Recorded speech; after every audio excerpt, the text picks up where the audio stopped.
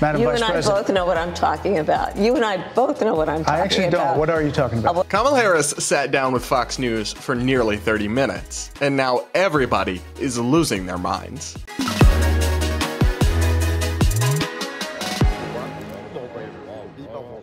Now, I do want to go over two key moments from Kamala's interview with Bret Baier on Fox that's just breaking the internet right now, because these two moments really do reveal important themes about her campaign and about our politics right now. The first one is this clip where Bret asks Kamala about her radical changes in her position since 2019 when she ran for president the first time, where she had all these left-wing ideas that she's now backed away from, or it's not clear what she supports. And she does not have a good answer to these questions. Take a listen. There's a lot of people that look back at what you said in 2019 when you first ran for president. And there have been changes, and you've talked about some of them. When it comes to immigration, you supported allowing immigrants in the country illegally to apply for driver's license, to qualify for free tuition at universities, to be enrolled in free health care. Do you still support those things? Listen, that was 5 years ago, and I'm very clear that I will follow the law. I have made that statement over and over again, and as Vice President of the United States, that's exactly what I've done, not to mention before.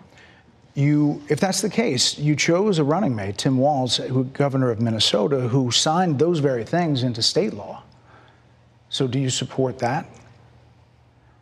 We are very clear, and I am very clear, as is Tim Walz, that we must support and enforce federal law, and that is exactly what we will do. I'm sorry, what? She just did not answer any of the questions that she was asked. Do you still support giving illegal immigrants driver's licenses, letting them get free tuition, any of these things you said? I will follow federal law. Babe, the question is, how would you change federal immigration laws, which is a key part of what the president does, because they sign or veto legislation and they push an agenda in Congress and they lead potentially an immigration reform effort. So the problem is not, will you follow the laws as they're written, which, to be clear, the Biden administration with Harris involved has not always done. But the question is, how would you change our immigration laws? And she just gave a total non-answer in the same way, saying that was 5 years ago isn't an answer. So are you telling us that just in 5 years, even though it's not like you're going from 18 to 23 when people's views would change a lot, you're going from 54 to 59, from senator to vice president. If you're going to say, of course, my ideas are different now, it's been 5 years, you're going to have to give us more than that, babe. That doesn't answer the question. You still have to explain why they changed or if they changed. And this is one of the things that's so frustrating about Kamala Harris is we really still don't know what she actually freaking believes on a lot of these issues. There are times where she acknowledges that her position has changed, like this. So decriminalizing border crossings, like you said in 2019. I do not believe in decriminalizing border crossings, and I've not done that as vice president. I will not do that as president. So these are evolutions that you've had. But let's be very clear. I'm the only person who's running for president who has prosecuted transnational criminal organizations, from the Sinaloa cartel to the Guadalajara cartel. So what? So yeah, you just totally did a 180. In 2019, when you were running for president, you literally wanted to decriminalize crossing the border illegally, and now you're saying you don't support that. But you've offered no explanation why. What changed? How did your thinking evolve? What new information did you receive? You're just immediately pivoting to an unrelated talking point about how you were tough on cartels, or I guess it's vaguely related, but it's not really, it's just a dodge of the question. So you do suddenly have a different position on this, but you're not going to tell us anything about why that is, other than perhaps poll testing your campaign has done. And then people wonder why Kamala is perceived as phony and inauthentic. The strongest part of her argument about immigration was when she turned it back on Trump and said that he actually killed a border security bill and used his political pressure to stop it from passing, even though that bill was endorsed by the Border Patrol Union and was being pushed and written by very conservative members of Congress, like Senator James Lankford from Oklahoma.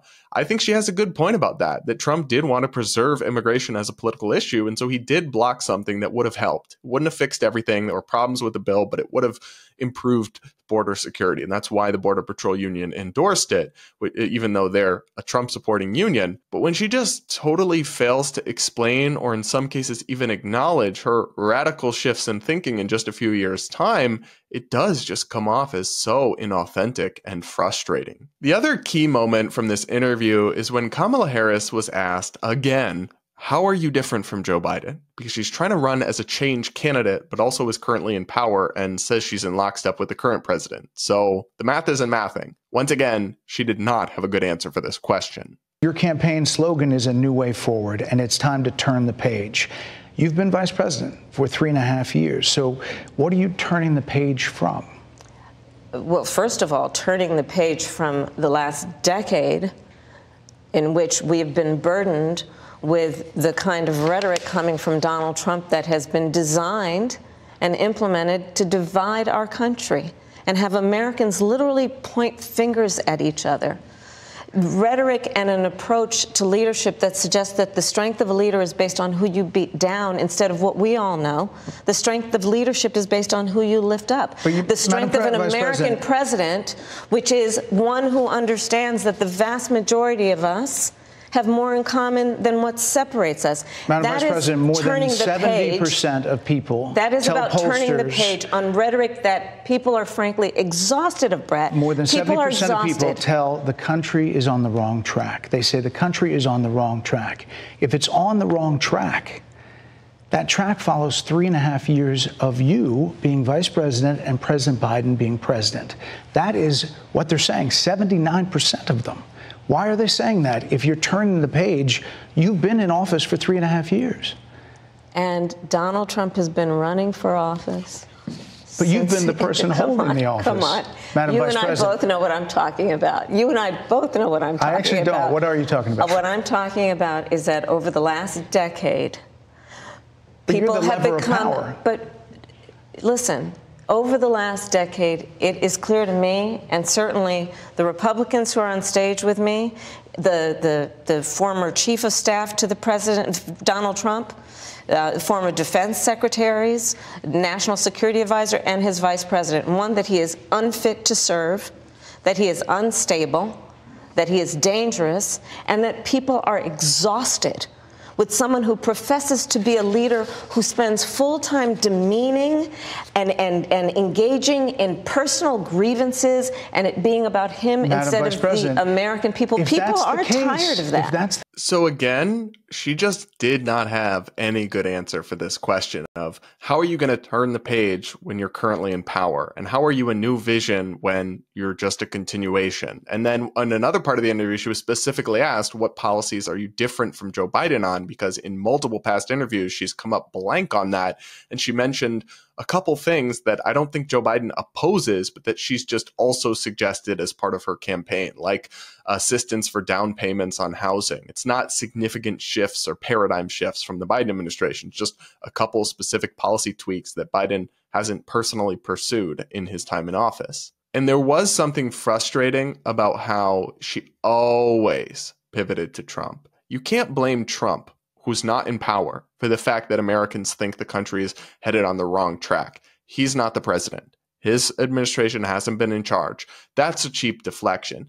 Now, she does have, I think, a solid point that it's a bad look for Trump, that so many of the people who were close to him in his presidency the first time now aren't supporting him this time around and think that he shouldn't be trusted with that kind of power. That is a bad look, but it's also a bad look when all you can do as a candidate is talk about the other person and why they suck. And you really struggle to articulate a positive or compelling vision of yourself. But that was kind of one of the main themes of this interview, to be honest. In all, I thought she did okay.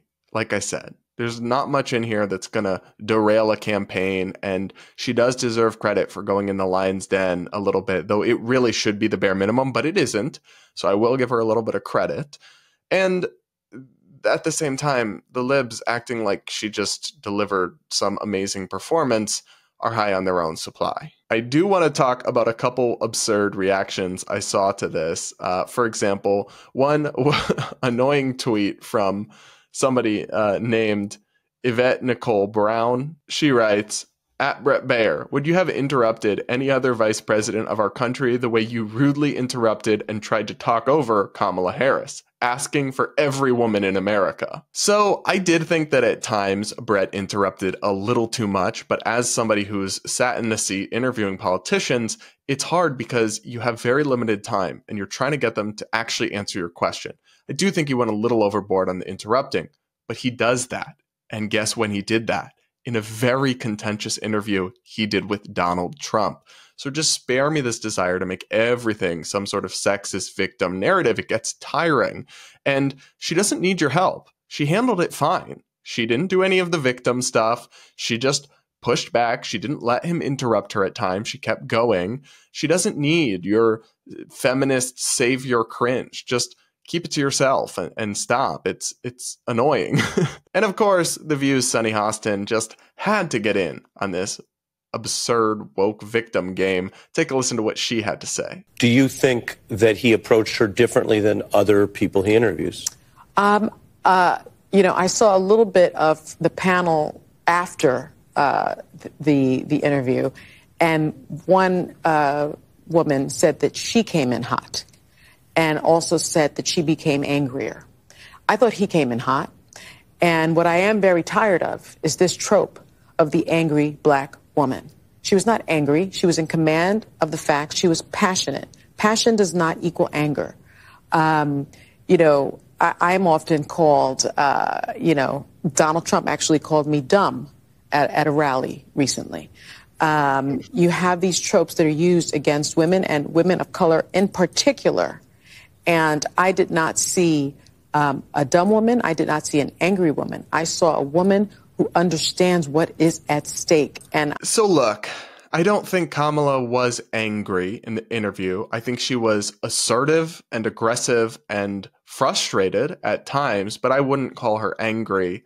And I don't even think she came in hot, really. I think she eventually got kind of testy with Brett, but he did come in strong and he was interrupting her. So, I kind of get that. I'd probably do the same thing. However, we got to stop this ridiculous woke nonsense that calling someone angry or dumb is somehow racist or sexist. Nope, those are generic insults applied to all sorts of people every day. I'm sure you can find literally dozens of clips of Sunny Hostin saying that people are dumb or that they were angry. And I'm sure she wasn't being bigoted in those cases. You've got to stop. It's just ridiculous at this point. And also, Sunny, I don't like to insult people, but I will just say this. You have said many dumb things on live television. So people who call you dumb might not really have anything to do with your race or skin color. And that's kind of just a deflection. Interestingly, Harris herself has kind of leaned out of the identity politics stuff in her campaign, which I think is smart, this time around at least. But some of her media allies and supporters don't seem to have gotten that memo.